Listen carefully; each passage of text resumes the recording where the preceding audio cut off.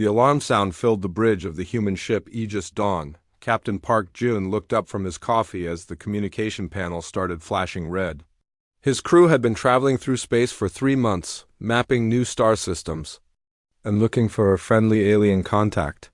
They had not found any yet. "Captain, we are receiving a transmission," said Kim Myra from her station. She was the ship's communication officer and could speak many different languages. Her fingers moved quickly over her controls as she tried to understand the incoming message. Park Jun set down his coffee and walked over to her station. The bridge was small but comfortable, with 5 crew stations arranged in a circle. Through the large window in front, he could see the stars and the empty space around them. "What kind of transmission?" he asked. Kim Myra frowned at her screen. "It is not like anything we have seen before. The signal is very strong and very advanced. Someone wants to talk to us and they know exactly where we are." The main screen in front of the bridge suddenly turned on by itself. This made everyone stop what they were doing. A face appeared on the screen, but it was not human. The creature had green skin that looked like it was covered in small scales.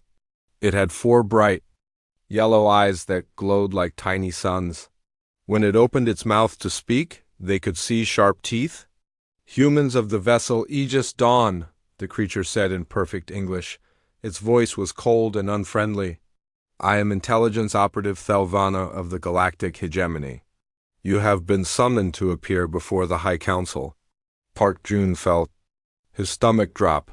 Everyone on the bridge had heard stories about the Galactic Hegemony. They were a group of powerful alien species that controlled a large part of this area of space. No one had ever seen them and returned to tell about it peacefully. "Summoned?" Park Jun asked, trying to keep his voice steady. "You will travel to the fortress world of Kathmoran immediately," Thelvana continued. "You will present yourselves to the High Council and learn your place in the galactic order. Any delay or refusal will be considered an act of war against the hegemony." The screen went black before Park Jun could say anything else. Lihana, the ship's diplomat, had been quietly listening from her station. She was a small woman with short black hair and intelligent eyes. She specialized in meeting new alien species and had studied every piece of information they had about different cultures in space. "Captain," she said calmly, "I think we should go." Everyone on the bridge turned to look at her. Choi Day, the chief engineer, almost dropped his tools. He was a big man with rough hands who had been working on ships for 20 years. "Are you crazy?" Choi Day asked. "Everyone knows the hegemony destroys species that do not obey them. They have been doing it for thousands of years." Hannah stood up and walked to the main screen. She touched the dark surface with her hand and seemed to be thinking deeply. "Maybe," she said, "but they did not destroy us just now. They could have. Their technology is clearly much more advanced than ours. Instead, they want to meet us face to face." Park Jun crossed his arms. "What does that mean?" "It means they are curious about us," Hannah said. "Think about it. Humans only achieved faster than light travel 5 years ago. We are new to this area of space. We are small and weak compared to them, but they want to see us in person." Kim Myra checked her instruments again. "Captain, I am detecting multiple large ships approaching our position. They are huge. Much bigger than anything we have." Through the window they could see lights moving toward them. As the ships got closer, Park Jun felt his mouth fall open. The hegemony ships were massive. Each one was at least 10 times bigger than the Aegis Dawn. They were dark and covered in weapons. They looked like they had been built for war. "This is Hegemony Fleet Command," a new voice said over the communication system. "Human vessel, you will follow us to Kathmoran. Do not deviate from the course we provide. Do not attempt to communicate with other ships. Do not attempt to leave." The hegemony ships surrounded the Aegis Dawn like a pack of wolves surrounding a rabbit. Park Jun had no choice but to follow them. As they traveled toward Kathmoran, Hannah spent her time reading everything she could find about the hegemony. The information was not very detailed, but the pattern was always the same. New species would be discovered. They would be brought before the High Council. They would be given two choices: join the hegemony as a servant species or be destroyed. How many species have joined willingly? Hannah asked Kim Myra. Kim Myra checked her records. According to our information, all of them. But that might be because the ones who refused were all destroyed. Troy Day was working on the ship's defensive systems, but he knew it would not help much. These weapons they have could turn our ship into dust in seconds, he said. Our shields would not even slow them down. Park Jun tried to stay calm for his crew, but he was worried. He had led them into dangerous situations before, but nothing like this. They were completely outmatched and far from any help. 3 days later they arrived at Kethmoran. Park Jun had seen many amazing things in space, but nothing had prepared him for this. The fortress world was not really a planet. It was a massive structure made of dark metal and energy fields. It was bigger than Earth's moon and covered in weapons and defensive systems. How many aliens live there? Kim Myra whispered. Millions, Hannah said, reading from her instruments. Maybe billions. This is not just a military base. This is the center of their entire civilization. As they got closer, they could see other ships docked at the fortress. Ships from dozens of different species, all much more advanced than human technology. Some looked like they were made of crystal. Others seemed to be alive. All of them looked dangerous. The Aegis Dawn was directed to a docking bay that was clearly designed to make visiting ships feel small and unimportant. The bay was enormous, with space for hundreds of ships. Their small vessel looked like a toy compared to everything around it. Well, Park Jun said as he prepared to shut down the engines, we are here. Hannah was looking out the window at the alien structures around them.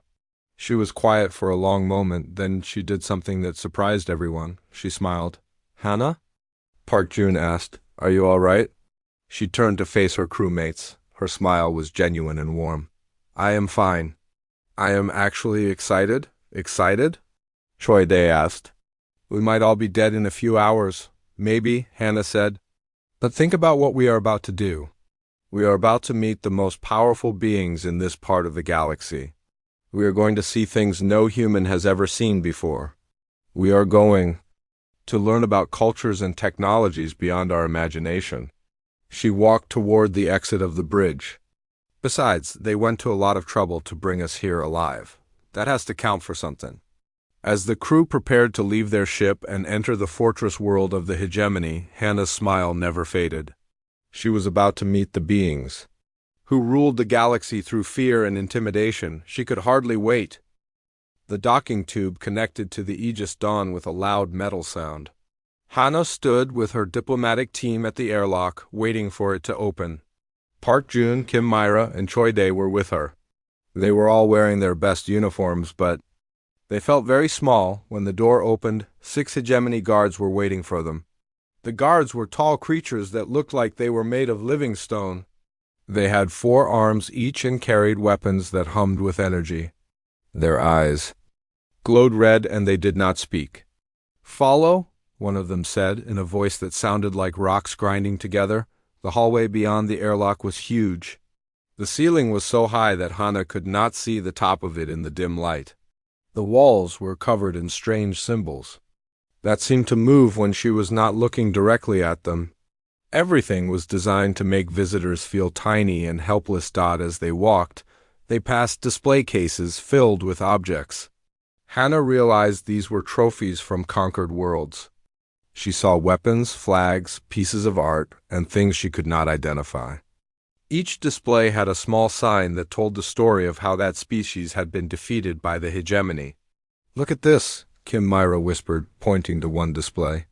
It showed the crown of a species called the Veltar. The sign said they had been integrated into the hegemony after their homeworld was destroyed as an example to others. Choi Dae was looking at the walls and ceiling. This place is built to mess with your head, he said quietly.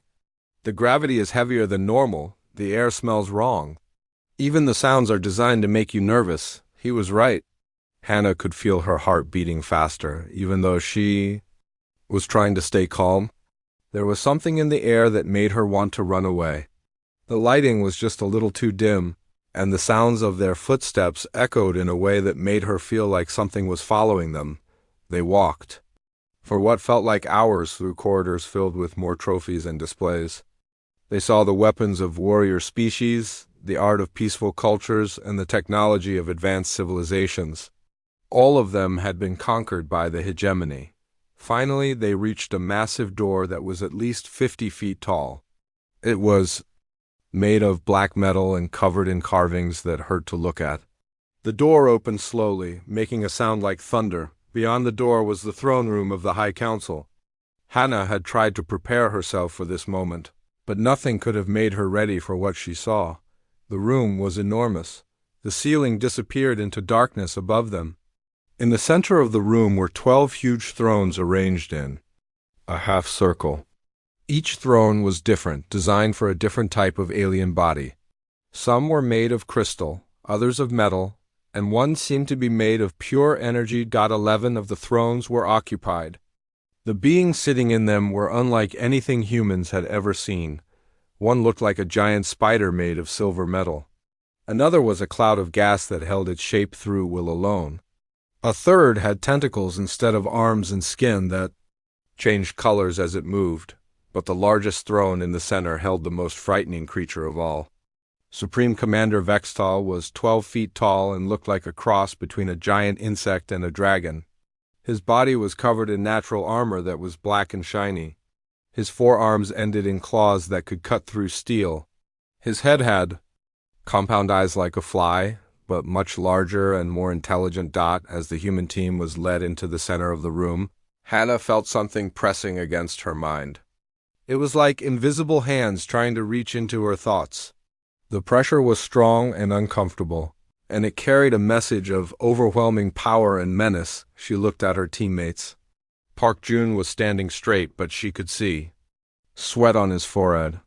Kim Myra was pale and had her hands clenched into fists. Choi Dae was breathing heavily and kept looking around like he expected an attack. All around the room, there were other aliens watching them. These were representatives from species that had already been conquered by the hegemony. They stood in small groups, and their body language was clear. They were afraid, they were submissive, they were broken. Humans, Vextal spoke, and his voice filled the entire room. It was not just sound. Hannah could feel it in her bones and in her mind. You stand before the High Council of the Galactic Hegemony. You are here to learn your place in the order of things. The pressure in her mind got stronger. Hannah could feel Vextal trying to push fear into her thoughts. It was like being held underwater, but instead of drowning in water, she was drowning in terror. The alien commander expected her to fall to her knees and beg for mercy. Kim Myra made a small sound of distress. Her translation equipment was working hard to process not just the words, but also the psychic undertones in the alien communications.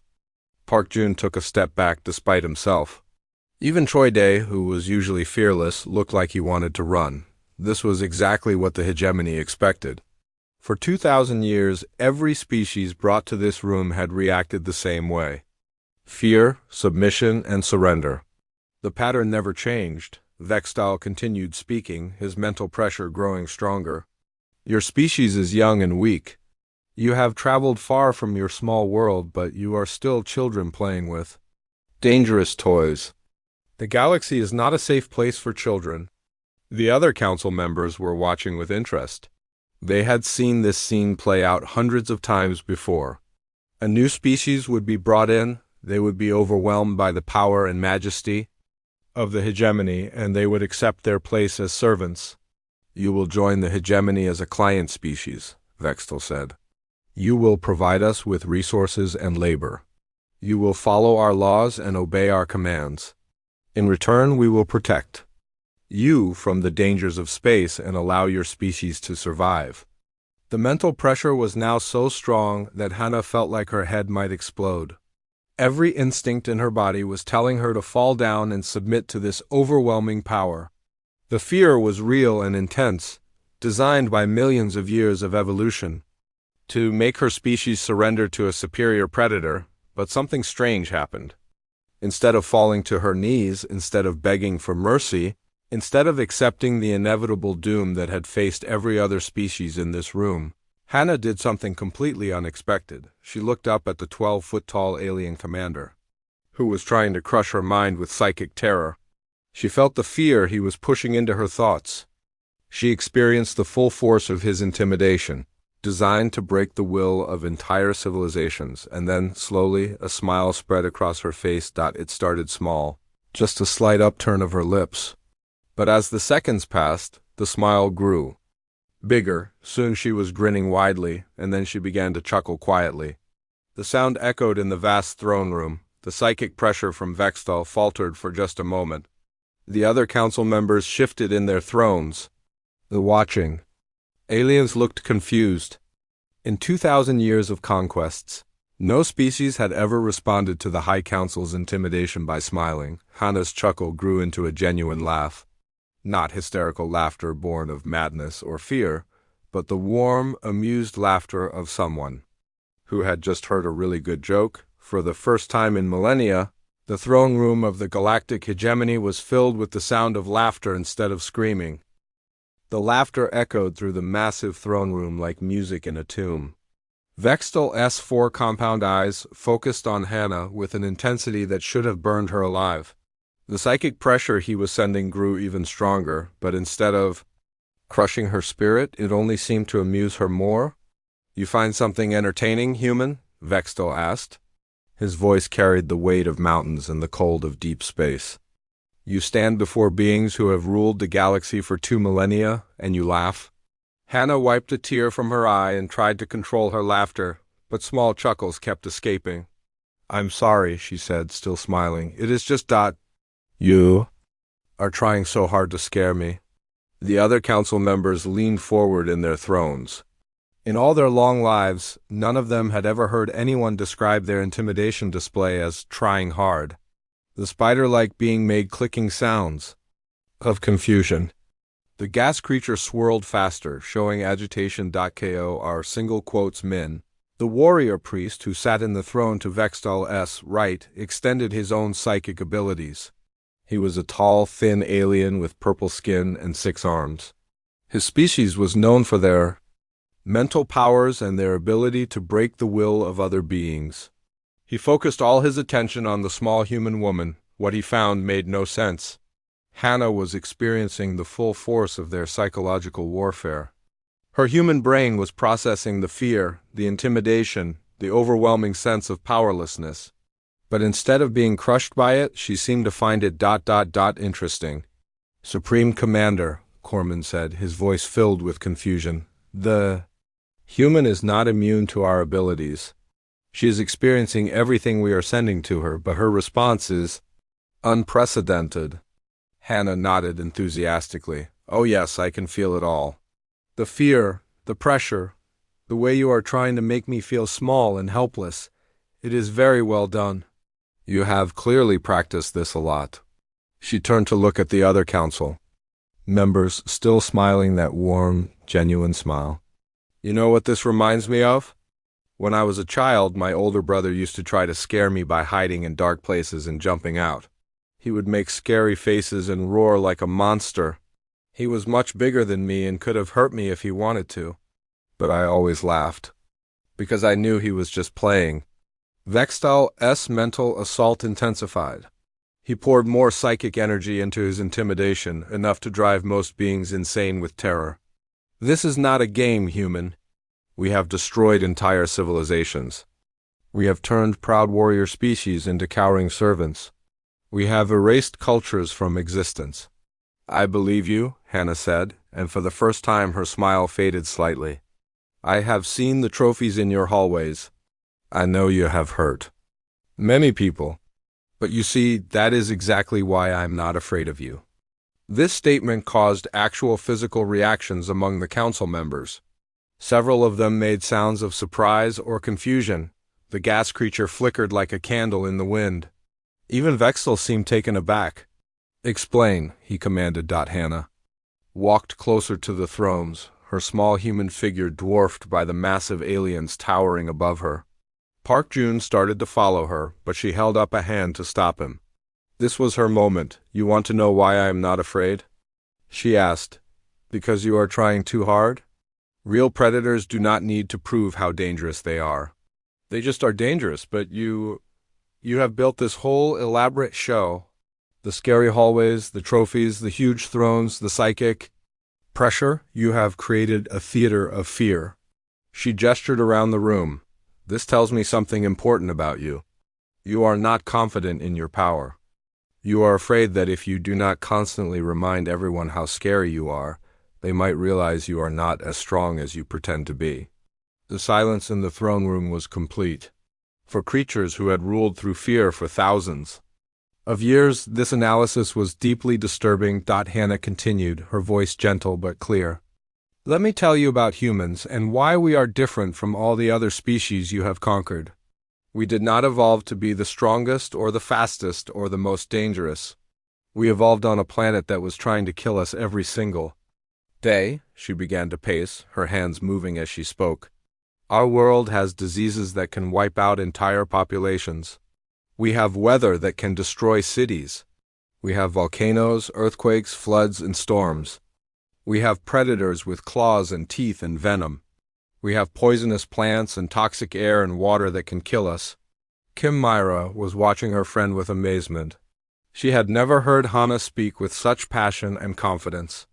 But do you know what the most dangerous thing on our planet was? Hannah asked, looking directly at Vextal. Other humans. We spent thousands of years fighting wars against each other. We created weapons that could destroy our entire world. We built armies and empires and learned every possible way to hurt each other. She stopped pacing and smiled again. And yet, here we are, still alive, still growing, still learning. Do you know why? Tell us, Vextal said, and for the first time his voice did not carry the weight of command. It carried curiosity. Because humans do not survive by being the strongest, Hannah explained. We survive by being stubborn. When something tries to kill us, we study it until we understand it. When something tries to conquer us, we find ways to work together against it. When something tries to scare us, we learn its weaknesses, and then we make friends with other things that do not like it. She pointed to her crew. Captain Park once survived for 3 years on a planet where the air was poison and the water was acid. He did it by learning, adapting, and never giving up. Kim Myra learned 17 different alien languages in 6 months just by listening to your broadcasts and figuring out the patterns. Troy Day rebuilt our ship's engine while we were flying through space, using nothing but spare parts and determination. The council members were beginning to understand that they were dealing with something they had never encountered before. This species did not respond to threats the way other species did. You see, Hannah said, her smile becoming almost motherly, when humans encounter something bigger and stronger and scarier than we are, we do not run away or submit. We get curious. We start asking questions like, how does it work? What does it need to survive? What is it afraid of? How can we learn from it? How can we make it into a friend instead of an enemy? She looked directly into Vextal's compound eyes. So when you try to intimidate us, when you show us all your power and tell us how much you have conquered, you are not making us afraid. You are giving us information. You are teaching us about yourselves. And humans are very, very good at learning. The throne room was so quiet that they could hear the humming of the energy systems in the walls. For the first time in 2,000 years, the High Council of the Galactic Hegemony did not know what to say. Hannah's smile grew wider. Besides, you made one very important mistake when you brought us here. What mistake? Corman asked. You gave us 6 months to prepare, she said cheerfully. 6 months to study your transmissions, decode your languages, map your territory, and learn about your culture. 6 months to figure out how your society works and what you really want. 6 months to make some very interesting friends. She looked around at all the council members, her warm smile never wavering. Did you really think we would come here alone? The council members looked at each other with expressions that would have been confusion on human faces. Vextal's compound eyes narrowed as he tried to understand what the small human woman was telling them. Explain what you mean by friends, he commanded. Hannah's smile took on a different quality. It was still warm and friendly, but now there was something else behind it. Something that made even these powerful beings feel uncomfortable. "Well," she said, walking closer to the thrones, "while you were watching us and deciding whether to invite us here, we were watching you too. And we learned some very interesting things about the galactic hegemony." She gestured to Kim Myra, who stepped forward with a small device in her hands. "Kim Myra here is very good with languages and codes," Hannah continued. "It took her about 3 weeks to figure out how to decode your military communications terms. When you have not faced any real challenges for 2,000 years, you get a bit careless with your security." Kim Myra activated the device and holographic displays appeared in the air above it. The displays showed star maps, communication networks, and data streams that the council members recognized as their own classified information. Felvana, the intelligence operative who had first contacted the humans, stood up from her position near the wall. "That is impossible. Our encryption is unbreakable. We have tested it against every known technology in the galaxy."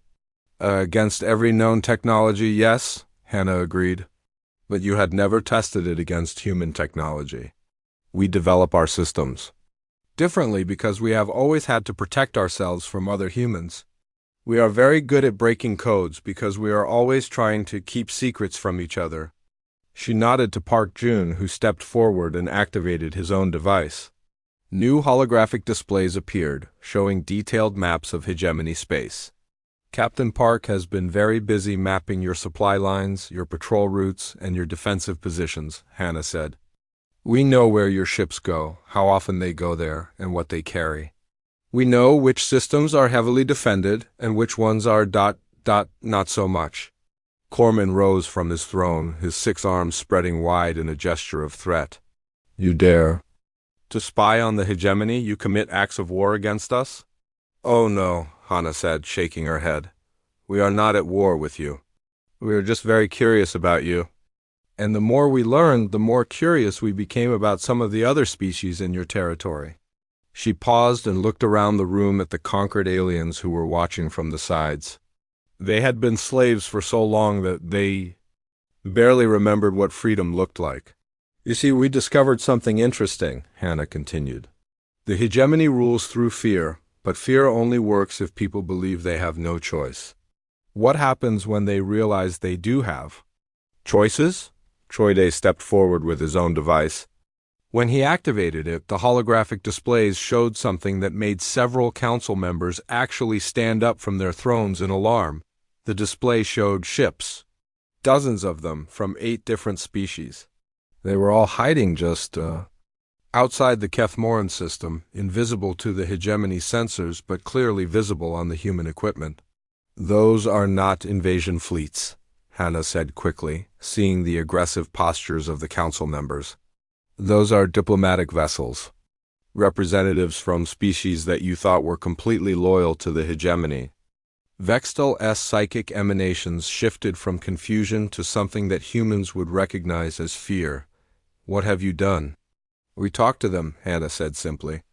"We told them about Earth and how humans learned to solve problems. We shared our history, our science, our philosophy. We told them about democracy and cooperation and working together instead of being ruled by fear." She walked to the center of the room, directly beneath the towering aliens who could crush her without effort. "Do you know what we discovered? All those species you conquered over the centuries, they never forgot who they used to be. They have been waiting for someone to show them that there was another way. They have been hoping for thousands of years that someone would teach them how to be free again." The gas creature flickered and made sounds like wind through broken glass. "The client species are loyal. They obey our laws. They serve willingly." "Do they?" Hannah asked. "Or do they just serve because they are afraid? There is a big difference, you know." She gestured to the holographic displays. "We have been in communication with resistance groups on 17 different worlds. Underground networks that have kept their original cultures alive despite centuries of hegemony rule. Scientists who have been secretly developing technologies you know nothing about. artists who have been preserving the music and stories and dreams of their people. Kim Myra spoke up for the first time since entering the throne room. We have also been talking to some of your own people. Did you know that not all members of the hegemony species are happy with the current system? This statement caused actual panic among some of the council members. The spider-like being made rapid clicking sounds. A creature that looked like a living crystal began to glow brighter. That is impossible, Vextal said, but his voice carried less certainty than before. Is it? Hannah asked. How long has it been since any of you actually talked to your own people? Really talked to them, not just given them orders? When was the last time you asked them what they wanted instead of telling them what they needed? She pulled out a small communication device. Would you like to hear from some of them? Before anyone could object, she activated the device. Voices began to speak in different alien languages, but Kim Myra's translation system made them understandable to everyone in the room. The voices belonged to hegemony citizens. Scientists who wanted to explore the galaxy peacefully instead of conquering it. Artists who dreamed of sharing their culture with other species instead of dominating them. Young people who had grown tired of living in a society built on fear and violence. We have been talking to your people for months, Hannah said over the voices. Not plotting rebellion or planning attacks, just sharing ideas. Showing them that there are other ways to live, other ways to organize society, other ways to relate to the galaxy around them. She turned off the device and the voices stopped, but their impact on the council was clear. Some of the members looked shocked. Others looked angry. All of them looked uncertain. You see, Hannah continued, humans learned something very important during our own history. Empires built on fear and domination always fall eventually. Always, because fear is not sustainable. People get tired of being afraid. They start to remember what it was like to be free. And when enough people remember, when enough people start working together, even the mightiest empire cannot stand against them. She looked directly at Vextal. The hegemony has been successful for 2,000 years because you were the biggest threat in the galaxy. But you are not dealing with a threat now. You are dealing with something much more dangerous than any army or weapon. What? He asked. Hannah's smile became gentle, almost sad. An idea. The idea that there is a better way to live. The idea that different species can work together as equals instead of as rulers and servants. The idea that the galaxy is big enough for everyone to be free and safe and happy. She spread her arms wide, encompassing the entire throne room. That idea is spreading, Supreme Commander. It is spreading faster than your ships can travel. It is reaching into every corner of your territory, into every world you control, into every heart that has ever dreamed of freedom. The throne room was completely silent except for the humming of the energy systems. The most powerful beings in the galaxy sat in their massive chairs, faced with something they had never encountered before, a challenge they could not intimidate, could not conquer, and could not destroy. So here is what we are offering you, Hannah said, her voice clear and strong. Join us. The two words hung in the air like a challenge that no one knew how to answer. Join us. In 2,000 years of conquest and domination, no one had ever asked the hegemony to join anything. They were always the ones making demands, always the ones setting terms. Vextal's compound eyes focused on Hannah with an intensity that could have melted steel. Join you in what, human? In building something better? Hannah said simply. A galactic community where species work together because they choose to, not because they are forced to. Where everyone benefits, where everyone grows, where everyone is safe. The council members looked at each other in ways that suggested they were communicating through methods humans could not detect. After a long moment, Corman leaned forward in his throne. You speak of impossible things, he said. Someone must rule. Someone must have authority. Someone must make decisions and enforce order. Without dominance, there is only chaos. Hannah laughed again, that same warm sound that had started this entire conversation. Warrior Priest Corman, do you know how many governments humanity has tried over our history? Thousands. We have had kings and queens, emperors and dictators, councils and committees, democracies and republics. We have tried every possible way of organizing ourselves. She began to pace again, her hands moving as she explained. And you know what we learned? The governments that lasted longest were not the ones with the most power or the strongest armies. They were the ones where people chose to participate because they got something valuable in return. She stopped and looked at the council members. Think about your own history. How many rebellions have you crushed? How many resistance movements have you destroyed? How much time and energy do you spend keeping your subjects afraid instead of making them happy? Thelvana stepped forward from her position. The fear is necessary. Without it, the client species would fight each other. They would wage wars and destroy themselves. Would they? Henna asked. Or is that just what you tell yourselves to justify the system you have built? She gestured to her crew. Humans have over 200 separate nations on one planet. We have different languages, different cultures, different religions, different ways of living. For most of our history, we fought terrible wars against each other. But do you know what we discovered? She paused to let the question sink in. War is expensive. It wastes resources, destroys infrastructure, and kills the people you need to build a healthy society. Peace is much more profitable. Cooperation creates wealth and knowledge and happiness for everyone involved. Park Jun stepped forward. The humans have been working together on larger and larger scales for centuries. First families, then tribes, then cities, then nations. Now we are starting to work together as a species. The next step is working together as a galaxy. The spider-like council member made clicking sounds and spoke in a voice like metal scraping against stone.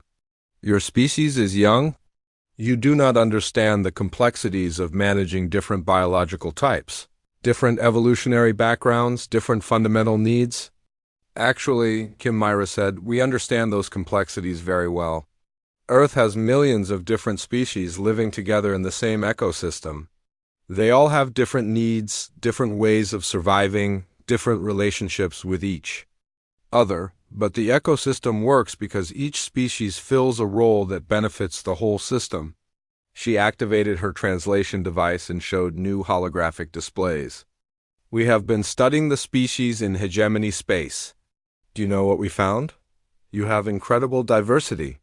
Some species are naturally good at mathematics and could revolutionize science.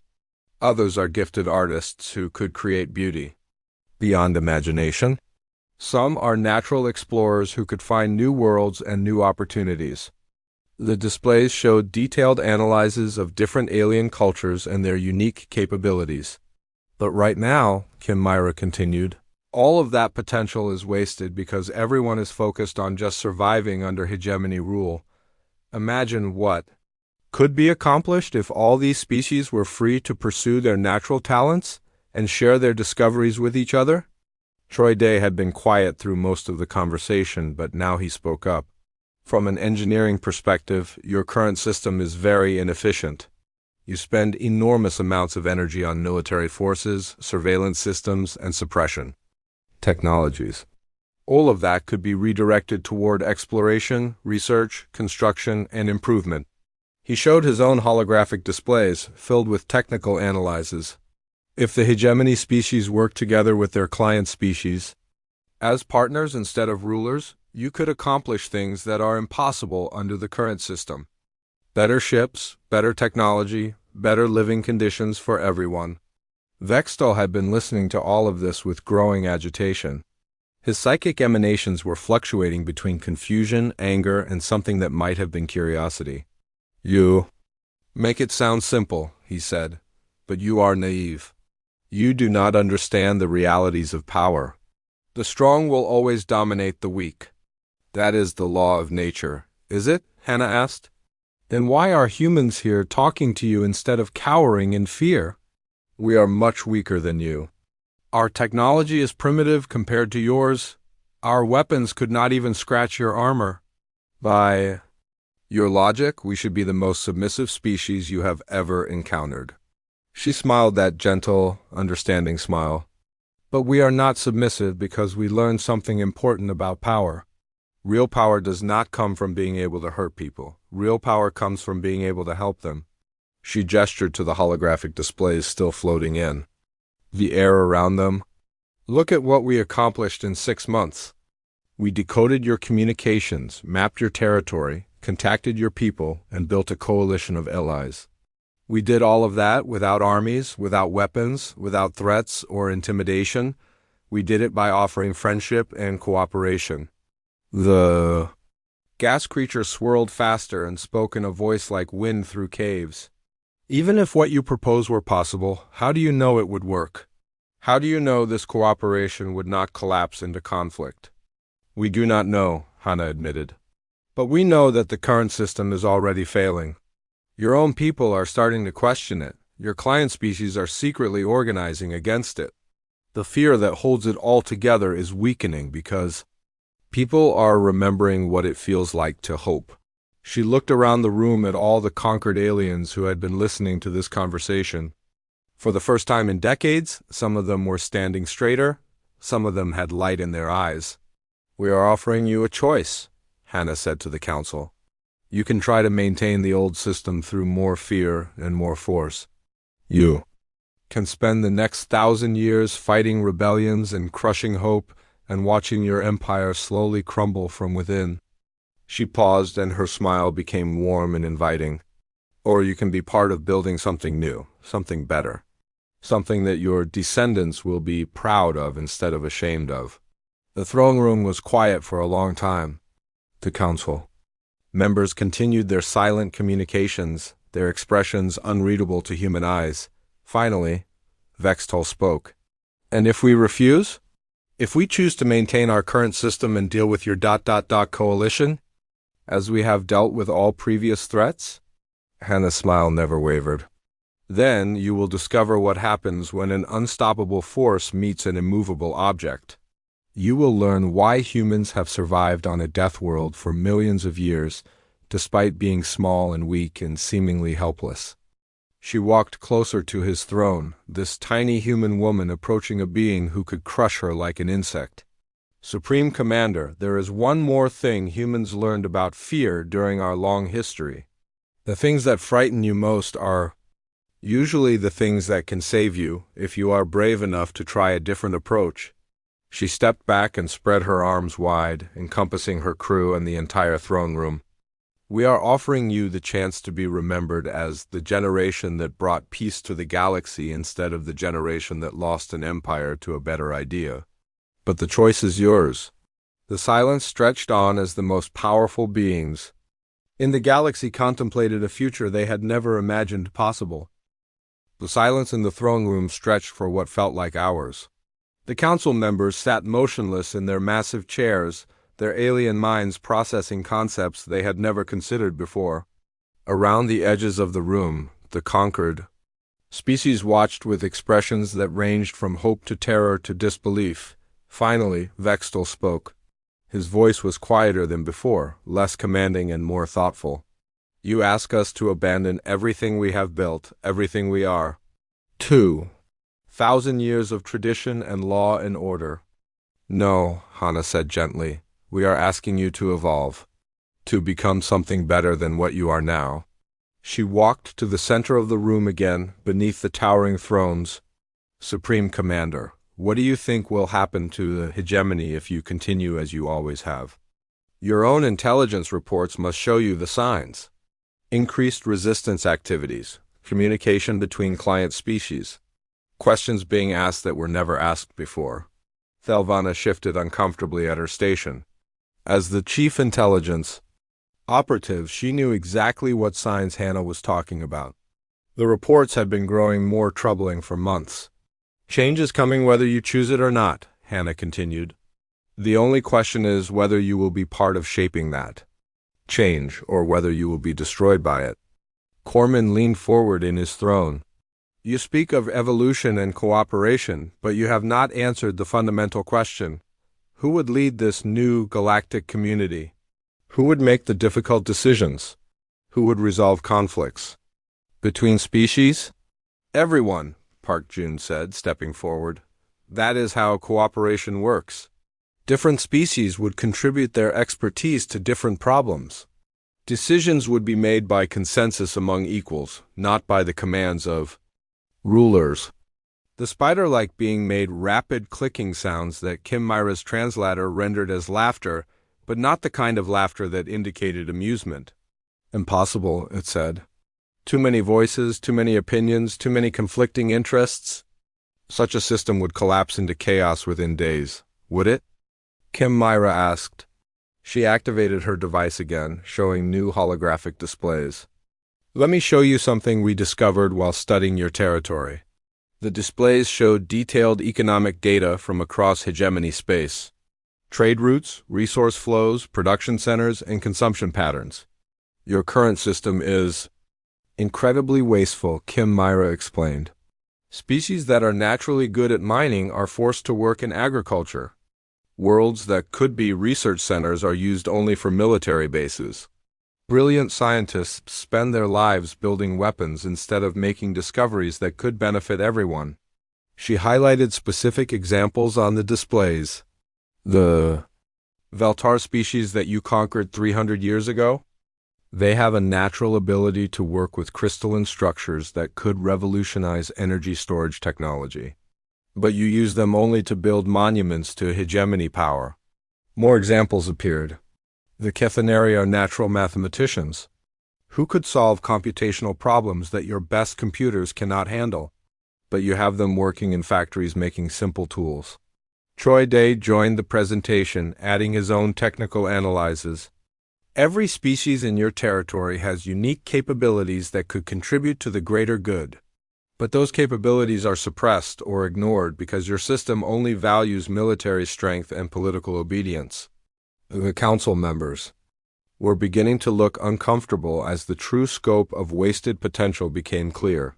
Now imagine, Hannah said, what could be accomplished if all of these species were free to pursue their natural talents.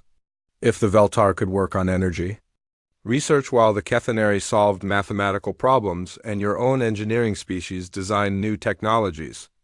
All of them working together, all of them sharing their discoveries, all of them benefiting from each other's successes. She gestured to the holographic displays showing the hidden fleet of ships waiting outside the system. That is exactly what is already happening. The coalition that came here with us includes representatives from 8 different species, and they are already working together on projects that none of them could accomplish alone. The gas creature flickered and spoke, in its voice like wind.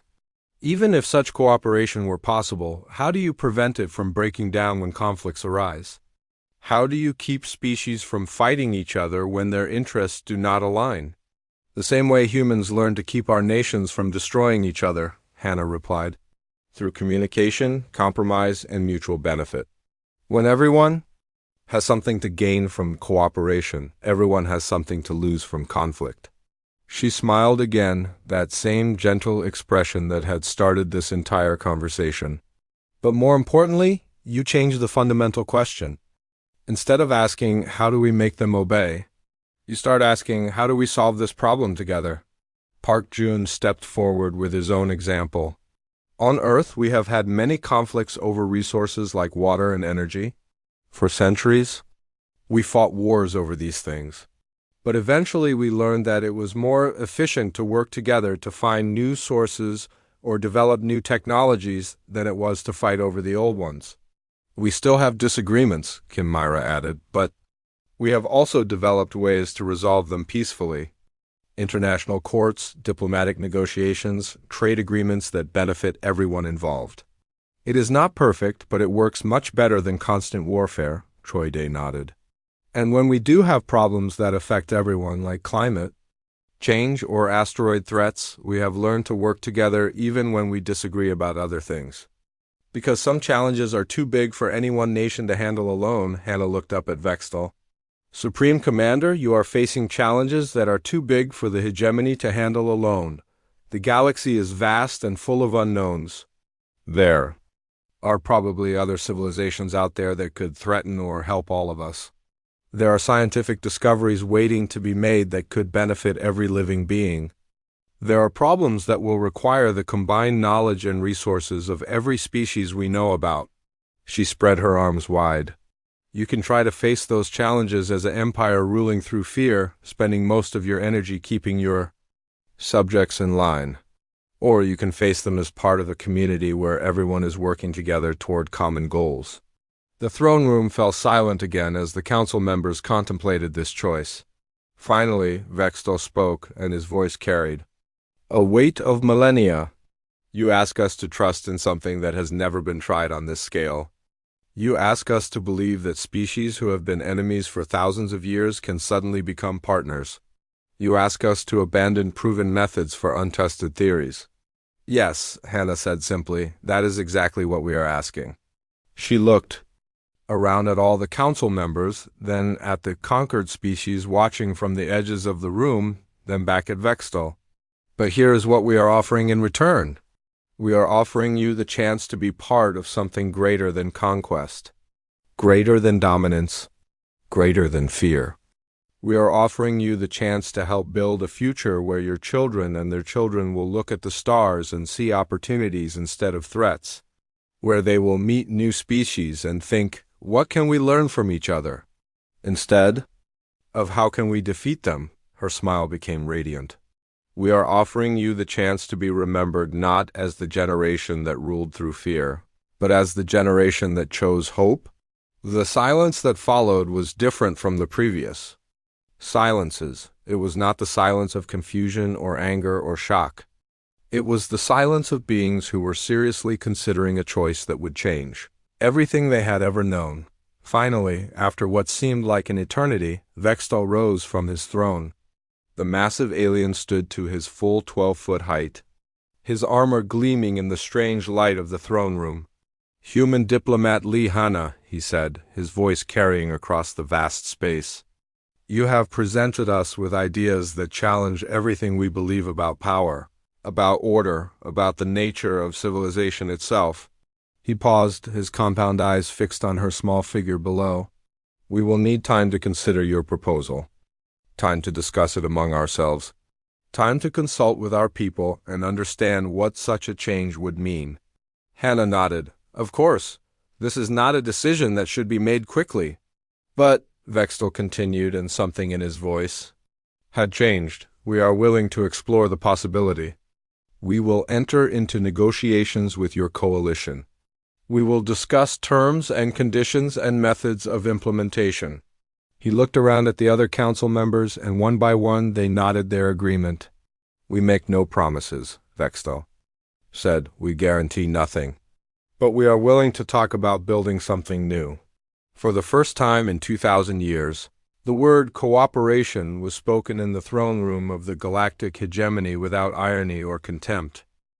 6 months later, the space around Kethmoran looked very different.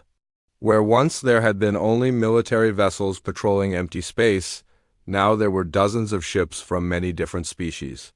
They were not warships, but research vessels, diplomatic transports and construction platforms working together on projects that would have been impossible under the old system. Hannah stood on the observation deck of the new Galactic Cooperation Center watching the activity outside. The center was built into what had once been the most intimidating section of the fortress world. Now the dark corridors were filled with light, and the walls that had once displayed trophies of conquest now showed artwork and cultural displays from across the galaxy. It is hard to believe how much has changed, Park Jun said, joining her at the window. He was wearing the uniform of the new Galactic Fleet, a joint organization that included members from 15 different species. 6 months ago, I thought we were going to be destroyed or enslaved. Now I'm working with former hegemony officers to design ships for peaceful exploration. Through the window, they could see one of those ships under construction. It was a beautiful combination of human ingenuity, hegemony engineering, and technologies contributed by species that had been oppressed for centuries. The ship would be crewed by volunteers from 6 different worlds, working together to explore uncharted regions of space. The hardest part was not convincing them to change, Hannah said. The hardest part was helping them figure out how to change. It had been a difficult process. 2,000 years of ruling through fear and intimidation had created patterns of behavior that were hard to break. Many hegemony officials genuinely did not know how to make decisions through cooperation instead of command. Many client species were afraid to speak up after centuries of suppression. Kim Myra approached them, carrying a datapad filled with reports from across the galaxy. She was now the head of the new Interspecies Communication Council, working to establish translation protocols and cultural exchange programs. "The morning briefing is ready," she said. "We have updates from 17 different worlds, and most of them are positive." They made their way to the main conference room, which had once been a smaller throne room where individual species came to receive their orders from hegemony officials. Now it was a circular chamber where representatives from all member species sat as equals around a round table. Vestal was already there, but he looked very different from the intimidating figure who had tried to crush Hannah's spirit months earlier.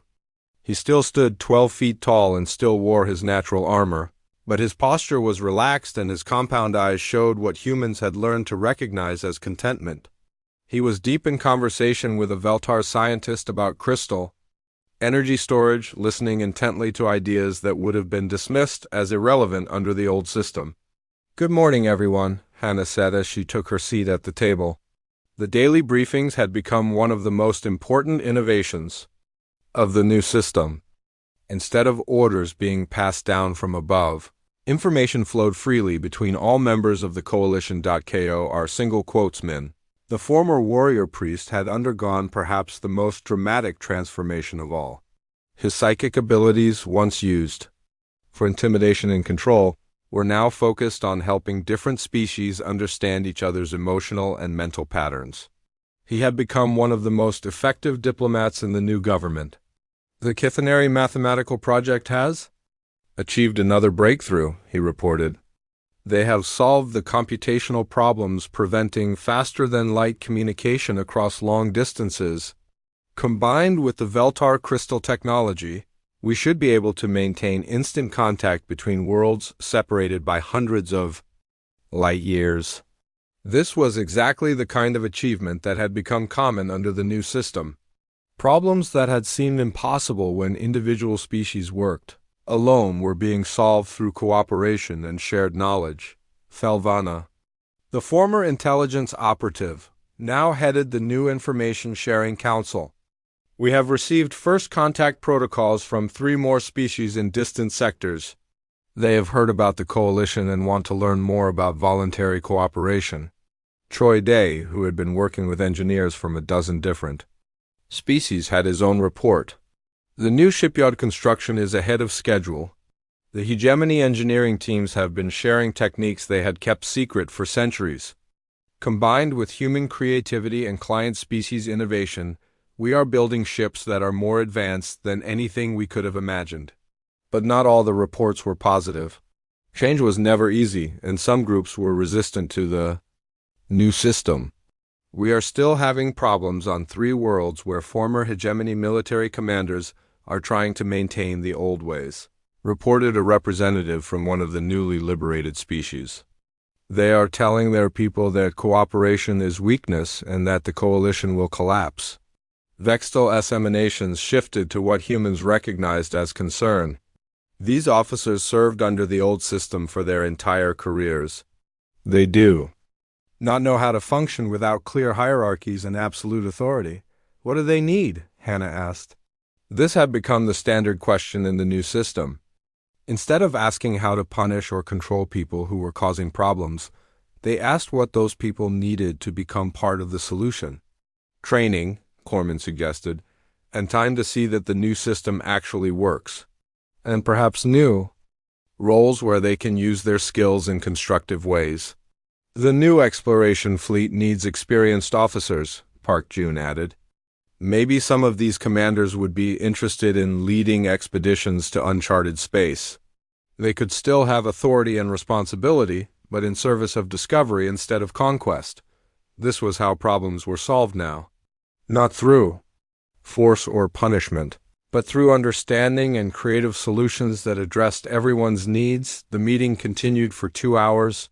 with reports and discussions covering everything from scientific research projects to cultural exchange, programs to resource allocation across the galaxy.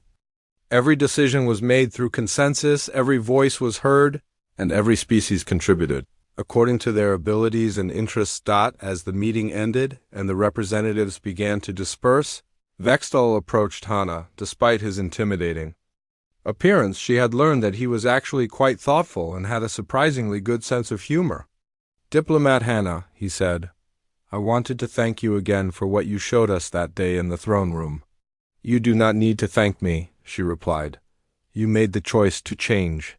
That took more courage than anything I did." Perhaps," he said. "But you gave us something we had forgotten how to do." "What was that?" His compound eyes focused on her with that same intensity she remembered from their first meeting, but now it carried warmth instead of threat.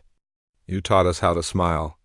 And indeed, though his alien features could not form a human expression, there was something in his posture and emanations that conveyed the same warmth and genuine happiness that had characterized Hannah's smile in the throne room. Through the windows of the conference room, they could see ships from dozens of different species working together in space.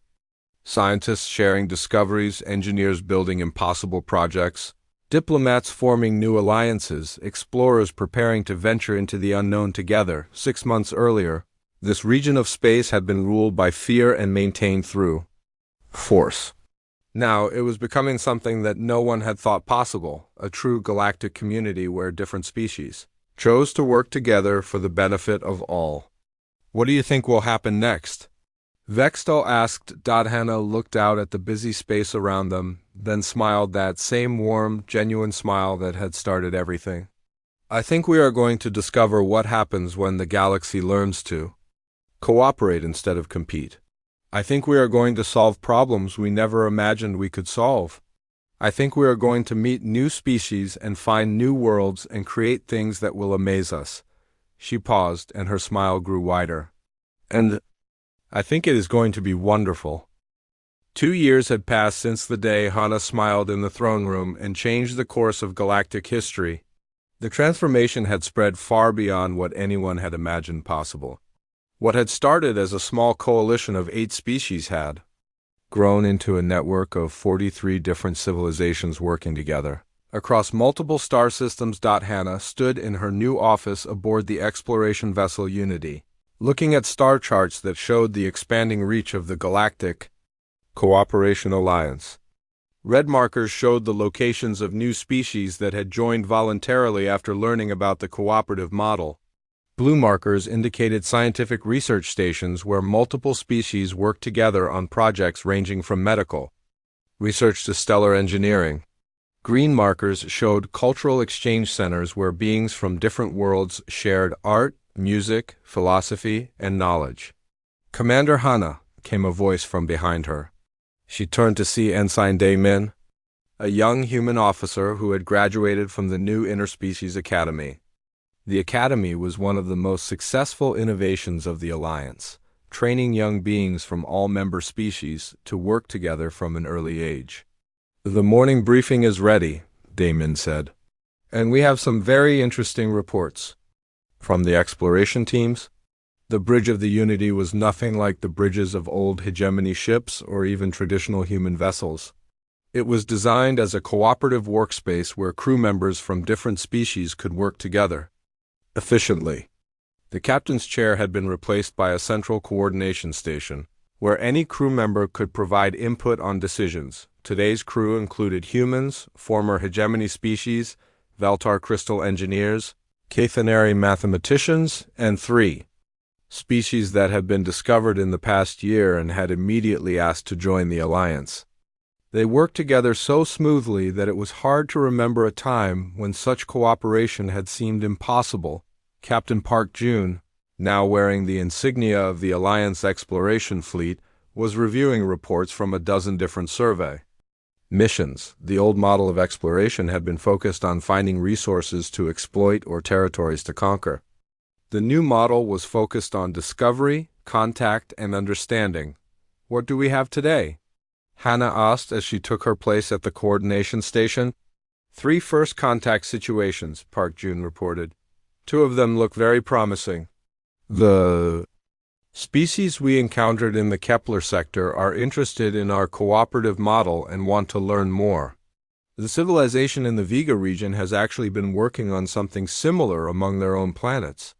Kim Myra, who had become the Alliance's leading expert on first contact protocols, added her own report.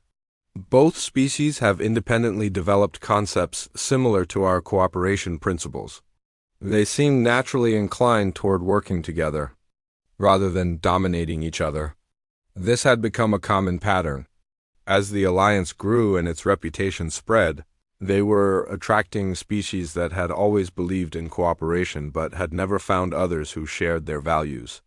The galaxy, it turned out, had been full of potential allies waiting for someone to show them that there was an alternative to conquest and submission. What about the third contact? Hannah asked. Park Jun's expression became more serious. That one is more complicated. We encountered a species called the HFY in the Centauri region. They are powerful, aggressive, and very much committed to the old model of galactic relations. Choi Dae, who now served as the chief engineer for the entire exploration fleet, looked up from his technical reports. Their ships are advanced and heavily armed. Their first response to meeting us was to demand that we submit to their authority or be destroyed. This was not the first time they had encountered species that preferred the old ways of doing things. Some civilizations had been practicing conquest and domination for so long that they could not imagine any other approach to galactic relations. How? Did you respond? Hannah asked. The same way we always do, Kim Myra said with a slight smile. We invited them to talk. The standard first contact protocol for hostile species had been developed through trial and error over the past 2 years. Instead of responding to threats with counter-threats, Alliance ships would withdraw to a safe distance and then broadcast information about the cooperative model. They would share their history, their successes, and their invitation to join. Something larger than conquest. Most aggressive species are actually afraid. Vestal had explained during one of the early protocol development meetings. They attack first because they assume everyone else will attack them. When you respond with friendship instead of hostility, it confuses them enough to start a conversation. Are the HFY willing to talk? Hannah asked. Eventually, Park Jun said, after we showed them recordings of former hegemony worlds and how much they have improved under the cooperative model. After we demonstrated technologies that were developed through multi-species collaboration. After we introduced them to representatives from species they thought would be natural enemies working together peacefully. This had become the most effective method for convincing aggressive species to consider cooperation. When they saw concrete evidence of former enemies working together successfully, when they witnessed the technological and social advances that came from pooling knowledge and resources, many of them began to question their assumptions about the nature of galactic relations. The HFY leadership has agreed to send a delegation to observe our operations, Kim Myra continued. They want to see for themselves whether cooperation actually works or whether it is some kind of elaborate deception. Hannah nodded. This was progress. Even the most hostile species usually became curious when they saw the evidence of what cooperation could accomplish. Speaking of evidence, Choi Dae said, I have the latest reports from the Engineering Consortium. The Engineering Consortium was one of the Alliance's greatest success stories. By combining the technical knowledge of 43 different species, they had achieved breakthroughs that would have taken centuries for any single civilization to develop alone. The new terraforming technology is ready for testing, Choi Dae reported. By combining Veltar crystal energy systems with Kethanary computational models and human environmental engineering, we can now transform hostile planets into habitable worlds in less than 50 years instead of the traditional 500. The Medical Research Division has eliminated 7 major diseases that have plagued various species for millennia, added Dr. Minji, the ship's medical officer. And the Agricultural Cooperation Project has developed food production methods that could end hunger on every world in the Alliance. These were the kinds of achievements that made even the most skeptical species take notice. When the choice was between conquest that brought temporary power or cooperation that brought permanent prosperity, more and more civilizations were choosing cooperation. "There's something else," Park Jun said, his voice carrying a note of excitement. "We received a long-range communication from the far edge of the galaxy. It appears that news of the Alliance has reached civilizations we have never even heard of." He activated the main display, showing a star map with communication signals marked across an enormous area of space. "We are receiving requests for information from over 100 different species," he continued. "Some of them are thousands of light years away, but they have heard about the cooperative model and want to know more." Hannah stared at the display in amazement. The small idea that had started with a smile in a throne room was spreading faster than they could have imagined. "The galaxy is bigger than any of us realized," Kim Myra said, "and it appears to be full of species that have been waiting for exactly what we are offering." As they discussed the implications of this discovery, an alert chimed on the communication console. Ensign Damon checked the incoming message and looked up with surprise. "Commander Hana, we are receiving a priority transmission from Earth. It is from the World Council, and they say it is urgent." The message from Earth was both exciting and challenging. Humanity's home government had been following the development of the Galactic Cooperation Alliance with great interest, and they had made a decision that would change everything once again. "They want to formally join the Alliance," Hannah said. After reading the full message, "Not just as participants, but as full members. They are prepared to share all of Earth's resources, knowledge, and technology with the galactic community." This was a momentous decision. Earth was the homeworld of the species that had started the cooperative movement, but it had remained somewhat separate from the Galactic Alliance. If Earth formally joined, it would signal to the entire galaxy that humanity was fully committed to the cooperative model. "There is more," Hannah continued reading. "They are proposing that the Alliance establish a permanent headquarters on Earth. They want to make our homeworld the diplomatic center of galactic cooperation." The implications were staggering. Earth would become the meeting place for representatives from dozens of different species. Human children would grow up alongside alien friends. The planet that had once been isolated and unknown would become the heart of a galactic civilization. "It will change everything," Park Jun said quietly. "Yes," Hannah agreed. "It will." She stood up and walked to the large window that showed the stars stream.